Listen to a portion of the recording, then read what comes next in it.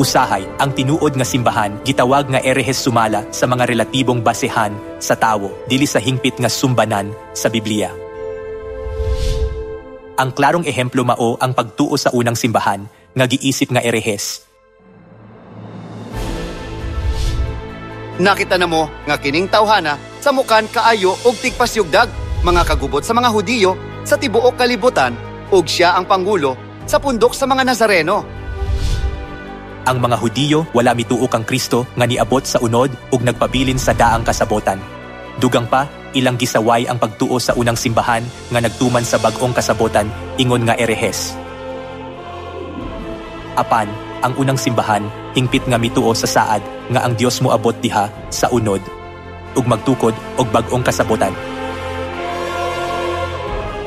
Ang unang simbahan hingpit nga mituo nga si Jesus mao ang Dios sa unod ug gipakaylap ang bag-ong kasabotan nga gitukod ni Jesus. Sa pananaw sa mga leader sa Hudiyo, ang unang simbahan murag erehes, apan sa pananaw sa Dios mao kini ang tinuod nga simbahan. Ang kasaysayan sa Biblia nagtudlo kanato kung unsa kadelikado ang pagpasangil sa usa ka simbahan nga erehes base sa kaugalingong mga doktrina.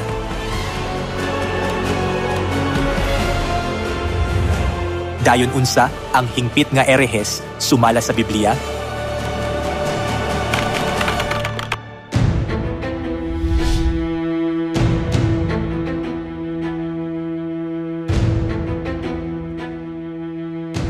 Atong mahibal-an ang hingpit nga mga erehes sumala sa Biblia.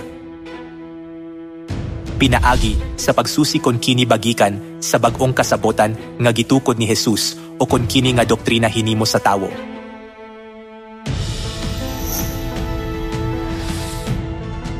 Ang simbahan nga nagatuman sa Domingo nga pagsimba ang doktrina nga hinimo sa tawo kay erehes. Ang Dios nagsugo kanato sa pagbalaan sa igpapahulay isip ikaupat nga sugo sa napulo ka sugo.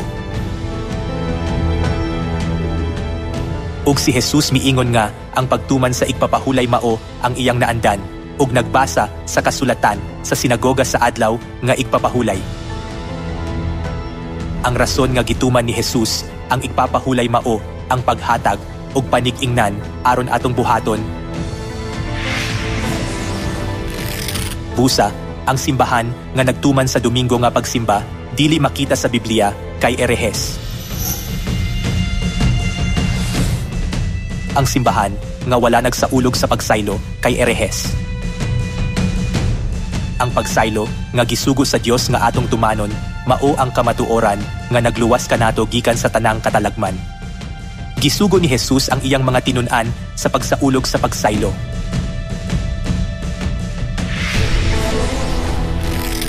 Ang simbahan nga wala nagsaulog sa pagsaylo nga na-record sa Biblia kay erehes.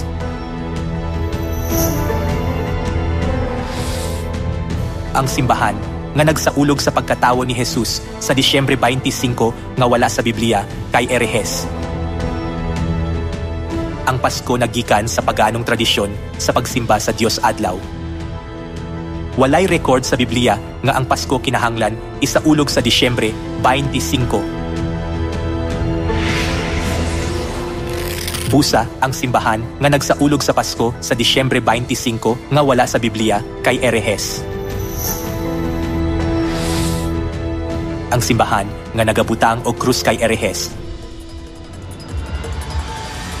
Ang krus maoy instrumento nga gigamit sa pagsilot og kamatayon sa karaang mga Romano. Ang Biblia nagpasidaan nga ang krus nga hinimo sa tawo usa ka Dios nga dili makahatag og kaluwasan o kinabuhing dayon. Busa ang simbahan nga nagabutang ug nagabalaan sa krus ang instrumento sa kamatayon nga gigamit sa pagtrato kang Jesus ingong kriminal ug nagpaantos pag-ayo kaniya kay erehes. Ang Biblia lamang ang basehan aron pagsusi sa pag-ila sa erehes. 2,000 ka tuig ang milabay ang mga tawo nga nagpasangil kang Jesus ingong erehes base sa ilang kaugalingong doktrina, tanan sila nalaglag. Pareho kini niining panahona. Ang simbahan nga mosunod sa mga doktrinang hinimo sa tawo malaglag sa kataposan, kay ang ilang gisunod mao ang hingpit nga mga erehes sumala sa pananaw sa Biblia. Palihog ilha ang tinuod nga simbahan nga nagsunod sa mga pagtulon an sa Biblia gikan sa mga mini nga simbahan ug mosulod sa gingharian sa langit.